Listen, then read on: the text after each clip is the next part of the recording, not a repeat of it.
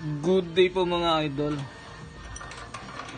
Ayan po, simpleng paraan lang po para mahigpitan natin ng todo ang wire na current wire ng welding machine.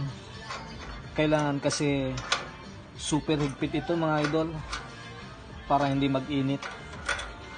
Yan, ganyan lang po ang paraan yan mga idol, para mahigpitan lang ng todo. Gamit tayo ng pang kontra para hindi umikot ang ulo ng bolt. So sa ganyang paraan, dahil inipit natin ng vice grip, may higpitan natin ng todo yung tornilyo, yung talagang mahigpit na mahigpit, nang sa ganon ay hindi mag-init ang dulo ng wire pagka ginagamit na natin. Tulad po niyan, mahigpit na po. Ayan, sobrang higpit na po. Salamat po.